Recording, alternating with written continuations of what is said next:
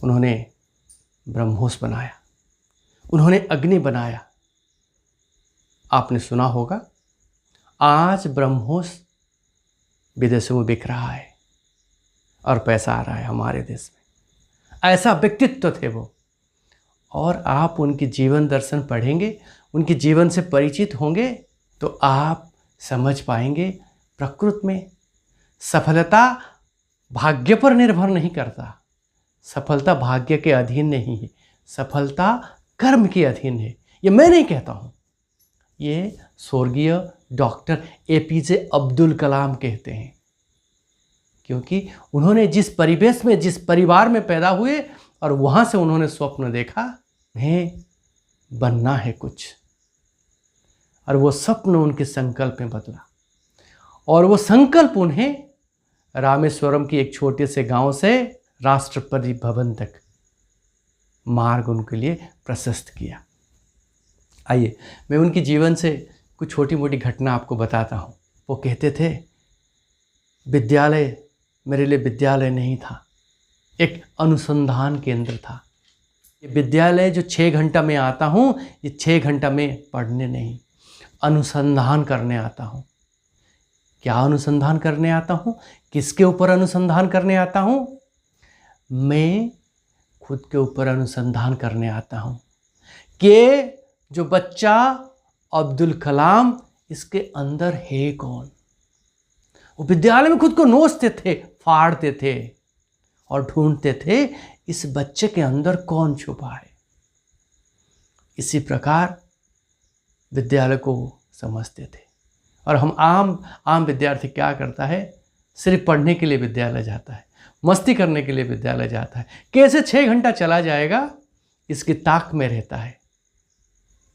मैं सारी विद्यार्थियों की बात नहीं कर रहा हूँ।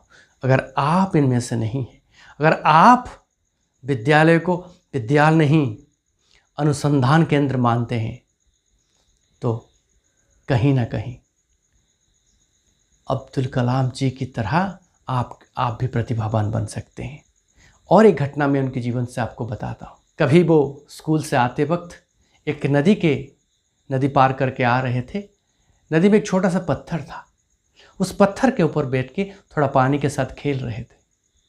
उन्होंने जिस पानी को एक बार पकड़ा और पानी को ऐसे फेंक दिया, फिर पकड़ा पानी को, फिर फेंक दिया। इतने में उनके दिमाग में एक विचार आया, क्या जिस पानी को मैंने पकड़ा और फेंक दिया, क्या उसी पानी को मैंने दोबारा पकड़ सकता हूँ? नहीं पकड़ सकते हो, क्योंकि ना पानी बहकर चला जाता है। पानी दृश्यमान है, आपको दिखता है बहकर चला जाता है, लेकिन समय भी तो बहता है, समय भी तो चलता है। ये विचार उनके मन में आया। समय अदृश्यमान है, पानी दृश्यमान है, इसीलिए वो बह के चला जा रहा है, आप देख पा रहे हो। लेकिन वक्त, समय अदृश्यमान है, वो भी बह रहा है। ये विचार जो उनके मन में आया, मैं क्या कर रहा हूँ यहाँ बैठकर? मैं क्या हूँ? मैं विद्यार्थी हूँ, विद्या अर्जन करना मेरा काम है। मैं यहाँ बैठ के क्या कर रहा हूँ? वहाँ से तुरंत उन्होंने भागा, जो भी उनका कर्तव्य था, कर्म था, उसी पर लगे। इसीलिए तो कॉमन विद्यार्थी से अनकॉमन पर्सनालिटी बने। आप ईश्वर पे विश्वास करते हैं? अगर आप ईश्वर पे विश्वास करते हैं तो आप भी उनकी तरह कीजिए, समय का सदुपयोग कीजिए। अगर आपके पास विद्यार्थी जीवन है तो इस विद्यार्थी जीवन में आप समय का पूरा सदुपयोग कीजिए। एक क्षण भी आप बेकार ना जाने दीजिए। देखना, इनकी तरह आप भी प्रतिभावान बन सकते हैं, आप भी सफल हो सकते हैं, आप भी कामयाब हो सकते हैं, आप भी कोई नाम कमा सकते हैं। शायद कोई पुरस्कार आपके इंतज़ार में उतर रखा हुआ है, आपके इंतज़ार में बैठा हुआ है। बस आपको लड़ना है। लड़ाई की बात जब मैं करता हूँ ना आपसे, लड़ना किसी दूसरे से नहीं होता है, लड़ना खुद से होता है। अपने अंदर जो भी बुराइयां हैं, जो भी बुरे आदत है, अगर उनसे आप लड़ना सीख जाओगे और लड़कर जीत जाओगे, ये मेरा विश्वास है, आप जरूर कामयाब हो जाओगे। कलाम जी इस तरह के व्यक्तित्व थे, जीवन में कभी वक्त का जाया नहीं किया। और उनकी जीवन दर्शन सुनिए। उन्होंने एरोनॉटिकल इंजीनियरिंग में स्नातक किया और उनको पायलट बनने का सुयोग नहीं मिला। थोड़ा हताश हो गए थे। एक वक्त खाने के लिए भी उनके पास पैसा नहीं होता था।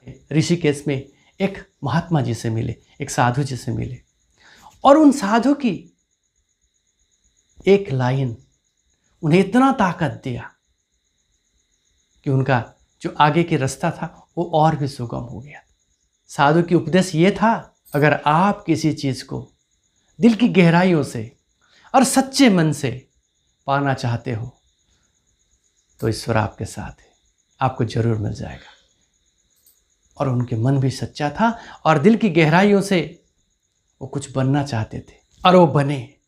1958 में पहली बार उन्हें हमारे देश की रक्षा मंत्रालय के सहकारी वैज्ञानिक के रूप में उन्हें नौकरी मिला और वहाँ से उनकी यात्रा शुरू हुआ।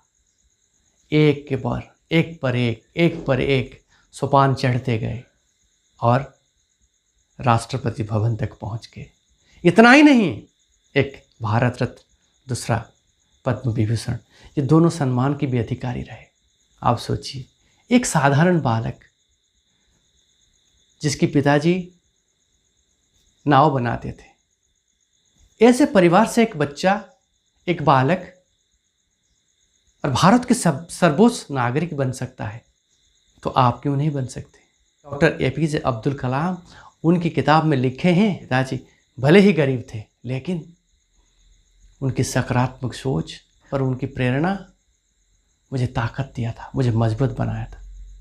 यही मैं सब माता पिताओं से निवेदन करूंगा, आप भी अपने संतान को यही सकारात्मक सोच दीजिए, वो सकारात्मक प्रेरणा दीजिए, ताकि वो एक साधारण विद्यार्थी से असाधारण व्यक्तित्व बने।